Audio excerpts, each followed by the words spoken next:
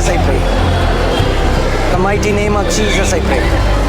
In the mighty name of Jesus I pray. In the mighty name of Jesus I pray. Name of Jesus heal Lord.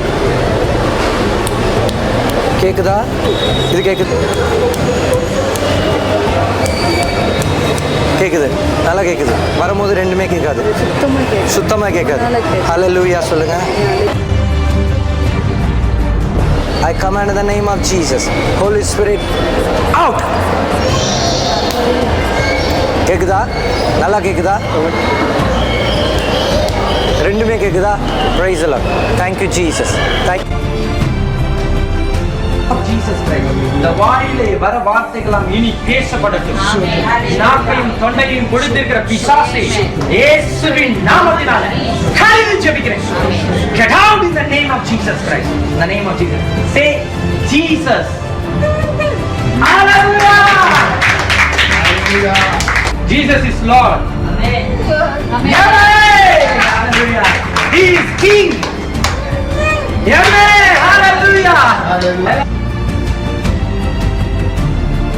முட்டிலே போவா, முட்டிலே வருவா. எனக்கு இதெல்லாம் பார்க்கும்போது ரொம்ப வேதனையா இருக்கும்.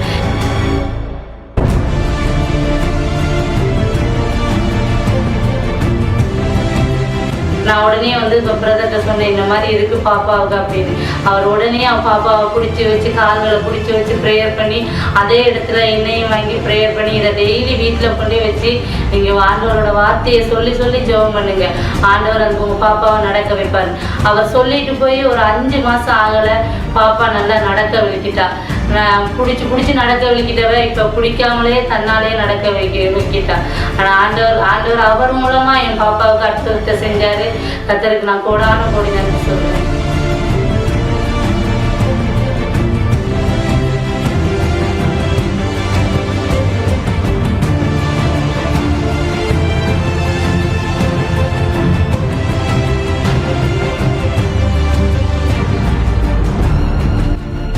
கடைசியாக சொன்னாங்க, உங்களுக்கு கேன்சர் இருக்குது, அதனால் நீங்கள் அடையாறில் உள்ள கேன்சர் ஆஸ்பத்திரிக்கு போங்கன்னு சொல்லிட்டாங்க. அது இந்த பாஸ்டர் ஐயா எங்களுக்காக என் குடும்பத்துக்காக ரொம்பவும் கண்ணீர் விட்டு ஜெபம் பண்ணாங்க. அந்த ஜெபத்தை ஆண்டவர் கேட்டார், என்னை தொட்டார். அவர் எனக்கு எல்லா சுகத்தையும் கரங்களை தட்டி ஆண்டவரை மகிமைப்படுத்துவோம்.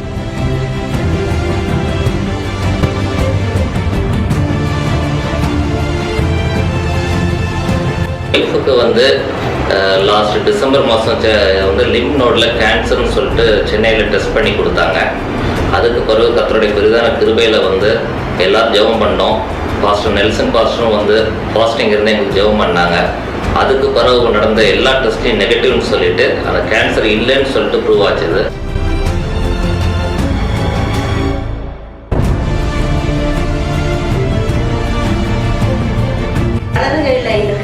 அந்த ஸ்கேன் அதில் கட்டி இருக்கிற படம் காட்டுகிறேன். இந்த இடது கையில் இருக்கிற ஸ்கேன் கட்டி இல்லாத படம். 6 மாத இடைவெளிக்கு பிறகு நெல்சன் பிரதர் ஜெபிச்சு நான் பெற்றுக்கொண்ட அற்புதம் இது. இதே மாதிரி நீங்களும் அந்த ஆண்டவர்கிட்ட விசுவாசத்தோட இருந்த ஆண்டவர் அநேக அற்புதங்களை உங்களுக்கும் செய்ய வல்லவராக இருக்கிறாருன்னு நான் இதன் மூலமா நான் அறிவிச்சுக்கிறேன்.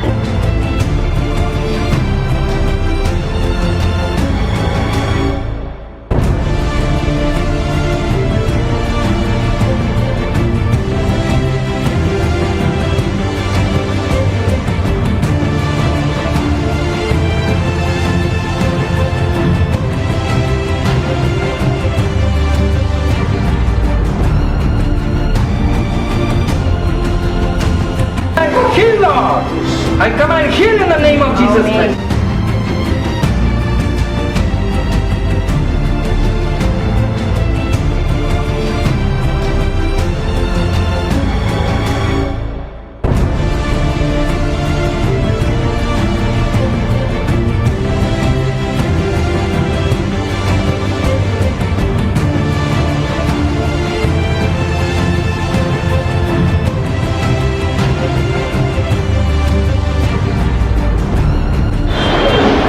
For the deliverance, Lord.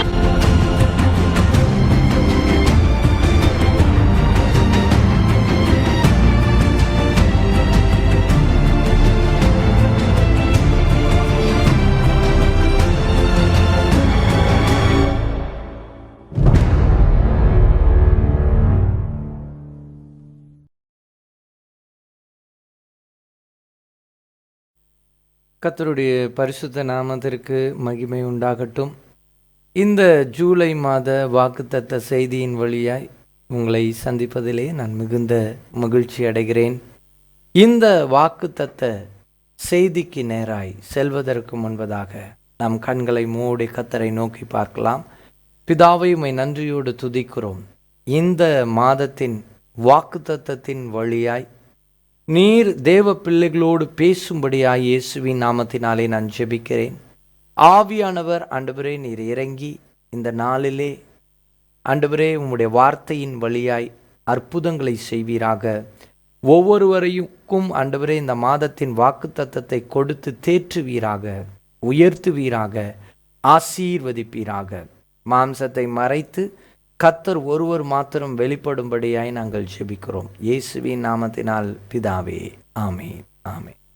இந்த மாதத்திலே கூட கர்த்தர் நம்மளுக்கு கொடுக்கும் வாக்குத்தத்தமான வார்த்தை 62ஆம் சங்கீதம் 5ஆம் வசனத்தை நாம் வாசிக்கும் பொழுது தேவனுடைய வார்த்தை சொல்லுகிறது, என் ஆத்துமாவே தேவனையே நோக்கி அமர்ந்திரு, நான் நம்புகிறது அவராலே வரும். இந்த மாதத்தில் கர்த்தர் நம்மளுக்கு கொடுக்கிற வாக்குத்தத்தம், நான் நம்புகிறது கர்த்தராலே வரும்.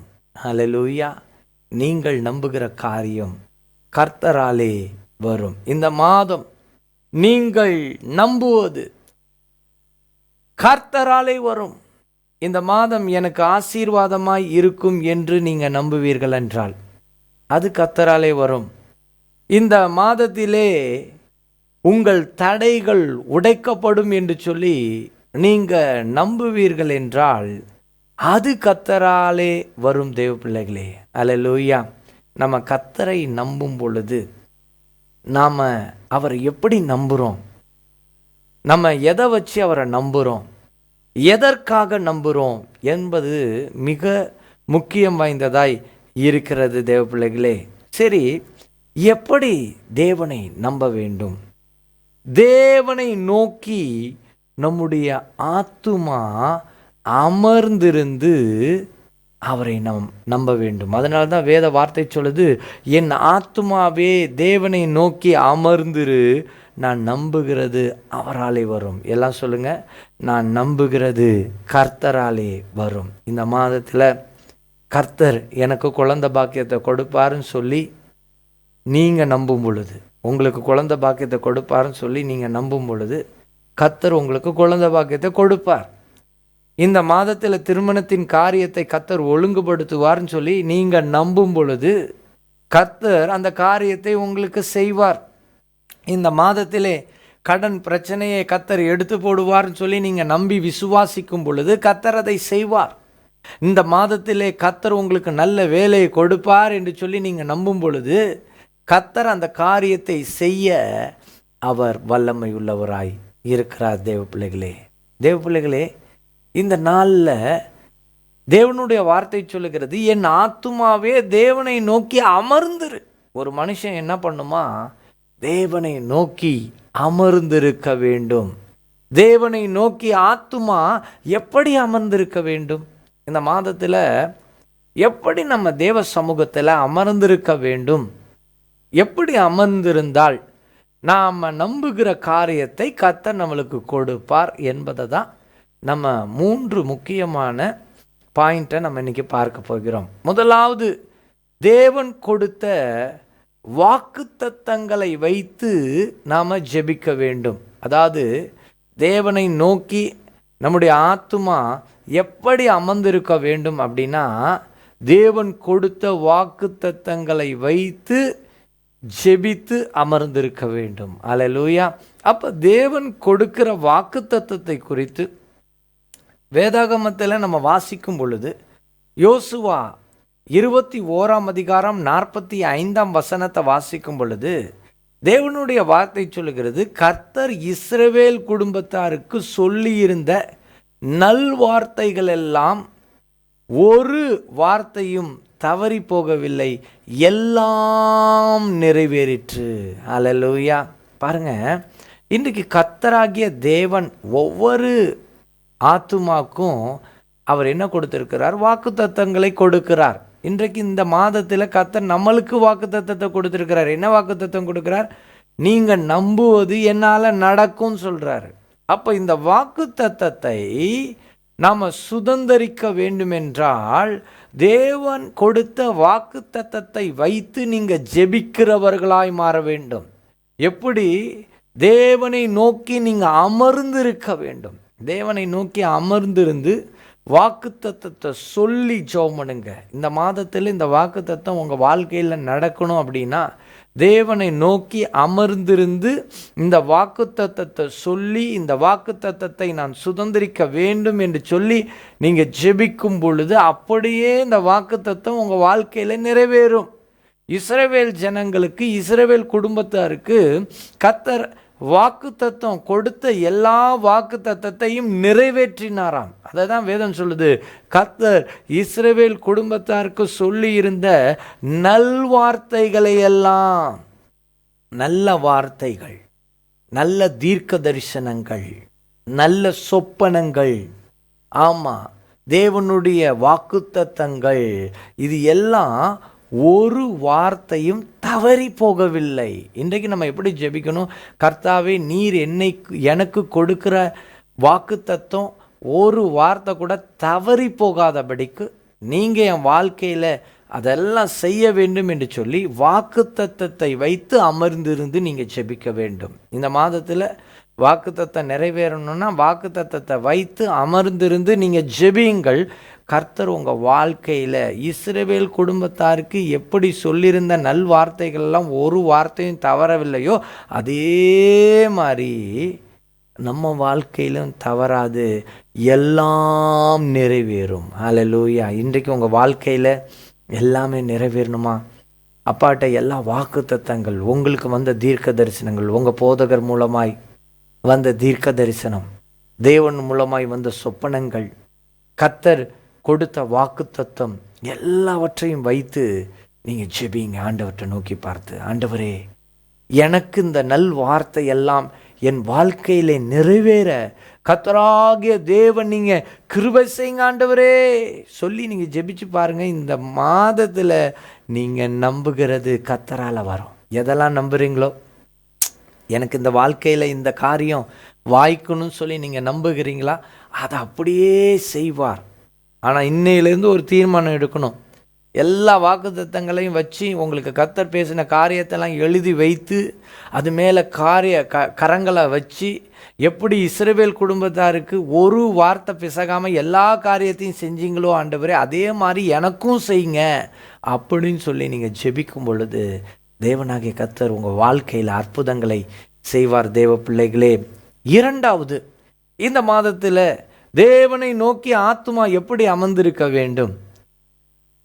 வேத வார்த்தை சொல்லுது, புதிய பலத்திற்காக நீங்கள் ஜெபிக்க வேண்டும். புதிய பலன், முதல்ல வாக்கு தத்தத்தை வச்சு ஜெபிங்க. அப்புறம் புது பலனை கேட்டு ஒவ்வொரு நாளும் உங்களுடைய ஆவிக்குரிய வாழ்க்கையில் ஒரு புது பலன் நீங்கள் பெறணும். அதுக்கு கர்த்தருடைய சமூகத்தில் காத்திருக்க வேண்டும். ஒரு மனிதனை கர்த்தர் எப்படி ஆசீர்வதிப்பாருங்க? அவனுடைய ஆவிக்குரிய வாழ்க்கையில் அவன் கர்த்தரிடத்தில் காத்திருக்கும் பொழுது கர்த்தர் அவனுடைய வாழ்க்கையில் நன்மைகளை செய்ய அவர் வல்லமை உள்ளவராய் இருக்கிறார். ஆகையினால வேத வார்த்தை சொல்லுகிறது, நீங்கள் புதிய பலத்துக்காக காத்திருந்து ஜெபிக்க வேண்டுமாம். இதை குறித்து நம்ம வேதாகமத்தில் வாசிக்கும் பொழுது ஏசாயா தீர்க்க தரிசன புஸ்தகம் 40ஆம் அதிகாரம் 31ஆம் வசனம் சொல்லுது, கர்த்தருக்கு காத்திருக்கிறவர்களோ புது பலன் அடைந்து, கர்த்தருக்கு காத்திருக்கிறவர்களோ புது பலன் அடைந்து கழுகுகளைப் போல செட்டைகளை அடித்து எழும்புவார்கள். அவர்கள் ஓடினாலும் இளைப்படையார்கள், நடந்தாலும் சோர்ந்து போகார்கள். ஆகையினால கர்த்தர் சொல்கிறாரு, புது பலத்துக்காக ஒவ்வொரு நாளும் ஜெபிங்க. ஒவ்வொரு நாளும் வாக்கு தத்தத்தை வச்சு ஜெபம் பண்ணுங்க. அப்புறம் புது பலன் ஒரு நாள் வருதா, இன்னைக்கு 1ஆம் தேதி, இந்த நாள் வந்துடுச்சா, இன்னைக்கு ஆண்டவருடைய சமூகத்தில் காத்திருந்து புது பலத்திற்காக ஜெபிங்க. கர்த்தாவே, எனக்கு நீர் புது பலத்தை கொடுப்பீராக, புது கிருபைகளை கொடுப்பீராக, புது அபிஷேகத்தை கொடுப்பீராக, புது வல்லமையை கொடுப்பீராக, புது கிருபையை கொடுப்பீராக, புது பலத்தை கொடுப்பீராக. புது பலத்தை கேட்டு ஜெபிங்க. கர்த்தர் நிச்சயமாய் ஒரு நல்ல புது பலத்தை கொடுத்து உங்களை ஆசீர்வதிக்க அவர் வல்லமை உள்ளவராய் இருக்கிறார். தேவ பிள்ளைகளே, இன்றைக்கு புது பலத்தை கேளுங்க. ரெண்டாவது எதை கேட்கணும்? புது பலன். நம்ம காத்திருக்கும் பொழுது கர்த்தர் தேவன் நம்மளை என்ன பண்ணுவார்னா ஆயத்தப்படுத்துவார். நீங்கள் சுதந்திரித்து கொள்ள போகிற அந்த நன்மைக்காக உங்களை ஆயத்தப்படுத்துகிற நேரம் தான் காத்திருக்கிற நேரம். நீங்கள் காத்திருக்கும் பொழுது உங்களை ஆயத்தப்படுத்துகிறார். காத்திருக்கிறவர்கள் ஒருபோதும் என்ன பண்ண மாட்டாங்க? வெட்கப்பட்டு போகவே மாட்டாங்க தேவ பிள்ளைகளே. ஆகையினால கர்த்தருடைய சமூகத்தில் எப்பொழுதும் காத்திருங்க. வாக்குத்தத்தத்தை சொல்லி ஜெபிங்க. புது பலனுக்காக காத்திருங்க. புதிய அபிஷேகத்தோடு கர்த்தர் உங்களை ஆசீர்வதிக்க வல்லமையுள்ளவராய் இருக்கிறார். இது ரெண்டாவது காரியம். மூன்றாவது, தேவனை நோக்கி ஆத்மா எப்படி அமர்ந்திருக்க வேண்டும் அப்படின்னு சொல்லி பார்த்தீங்கன்னா, விசுவாசத்திற்காக நாம் காத்திருந்து நம்ம ஜெபிக்கணும். ஒரு மனிதனுக்கு எது முக்கியம், ஒரு விசுவாசிக்கு எது முக்கியம் அப்படின்னு சொல்லி பார்த்தீங்கன்னா, விசுவாசம் முக்கியம்.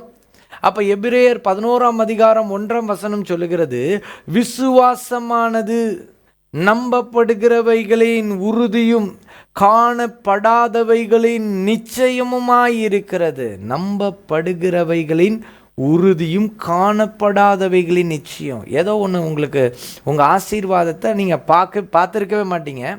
ஆனால் காணப்படாத ஒரு நிச்சயம் எதில் இருக்குது அப்படின்னு சொல்லி பார்த்தீங்கன்னா, விசுவாசத்தில் இருக்குது. நீங்கள் விசுவாசிக்கும் பொழுது காணப்படாத நிச்சயத்தை கர்த்தர் உங்களுக்கு கொடுப்பார். நீங்கள் எதை காணலையோ, நீங்கள் விசுவாசித்து எதை ஜெபிக்கிறீங்களோ அந்த காரியத்தை நீங்கள் பெற்றுக்கொள்ளுவீங்க. ஆகையினால நீங்கள் எதை தரிசனமாக பார்க்குறீங்க, இந்த காரியத்தெல்லாம் எனக்கு வேணுமாண்டவரே, அதை இன்னும் நான் பார்க்கல, அந்த ஆசீர்வாதத்தை இன்னும் நான் பார்க்கல அப்படின்னு நீங்கள் சொல்கிறீங்களா? அந்த காணப்படாத நிச்சயத்தை கர்த்தர் உங்களுக்கு கொடுக்க வல்லமை உள்ளவர். ஹல்லேலூயா. காணப்படாத நிச்சயத்தை கர்த்தர் உங்களுக்கு கொடுப்பார். அதனால விசுவாசத்தை பெருகச் செய்யும்படியாக மூன்றாவது நாம் ஜெபிக்க வேண்டும். அப்போ தான் உங்களுக்கு அந்த காரியத்தை எல்லாம் கர்த்தர் கொடுப்பார். முதல்ல வாக்குத்தத்தத்தை வச்சு ஜெபிங்க, அப்புறம் புது பலத்துக்காக ஜெபிங்க, அப்புறம் விசுவாசத்துக்காக ஜெபிங்க. இந்த மூன்று காரியத்துக்காக நம்ம ஜெபிக்கும் பொழுது கடைசியாக தேவனை நம்பி இருக்கிற உன்னை பார்த்து கர்த்தர் உங்க சொல்கிறாரு. ரோமர் 8:28 சொல்லுது, அன்றியும் அவருடைய தீர்மானத்தின்படி அழைக்கப்பட்டவர்களாய் தேவனிடத்தில் அன்பு கூறுகிறவர்களுக்கு சகலமும். அல்லேலூயா. தேவனிடத்தில் அமர்ந்திருந்து காத்திருக்கும் பொழுது, வாக்குத்தத்தத்தை சொல்லி ஜெபிக்கும் பொழுது, புது பலத்துக்காக ஜெபிக்கும் பொழுது, விசுவாசத்துக்காக ஜெபிக்கும் பொழுது வேதம் சொல்லுது, தேவனிடத்தில் அன்பு கூறுகிறவர்களுக்கு சகலமும் நன்மைக்கு ஏதுவாக நடக்கிறது என்று அறிந்திருக்கிறோம். எல்லாம் நன்மைக்கு ஏதுவாக இந்த மாதத்தில் கர்த்தர் உங்களுக்கு செய்ய வல்லமை உள்ளவர். கர்த்தராகிய தேவன் இந்த மாதத்தில் உங்களை பார்த்து சொல்லுகிறார், நீங்கள் நம்புகிறது கர்த்தராலே வரும். சொல்லுங்க எல்லாரும், நான் நம்புகிறது கர்த்தராலே வரும். நான் நம்புகிறது கர்த்தராலே வரும். தீர்மானத்தோடு ஜெபிங்க. நீங்கள் நம்பின காரியத்தை இந்த மாதத்தில் கர்த்தர் உங்களுக்கு செய்வார், நிச்சயமாய் செய்து முடிப்பார். எல்லாரும் ஜெபம் பண்ணலாமா? கண்களை மூடி, தேங்க்யூ ஜீசஸ், ஹல்லேலூயா, ஸ்தோத்தரிக்கிறோம் ஆண்டவரே ராஜா, ஹல்லேலூயா, உம்மை நன்றியோடு துதிக்கிறோம் அப்பா. நம்புவே இயேசுவை, நம்புவே இயேசுவை, நம்புவே இயேசுவை, நம்புவே இயேசுவை.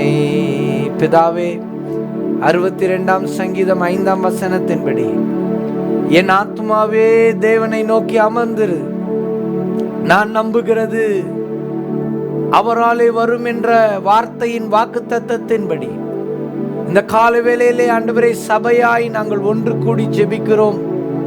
தேவனாகிய கர்த்தர் ஆண்டவரே, நாங்கள் நம்புகிற காரியம் உம்மாலே வரும் என்பதை நாங்கள் விசுவாசிக்கிறோம் அப்பா. கர்த்தருடைய அபிஷேகம் இந்த நாளிலே எங்கள் மத்தியிலே இறங்கட்டும்.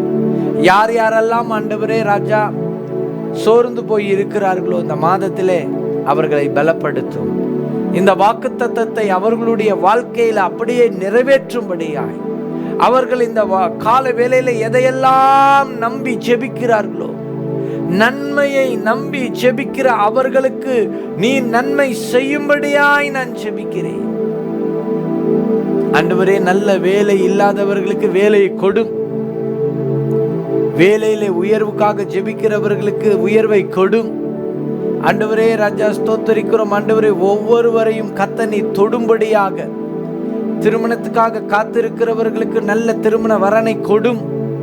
குழந்தை பாக்கியத்துக்காக காத்திருக்கிறவர்களுக்கு நல்ல குழந்தை பாக்கியத்தை கொடும்.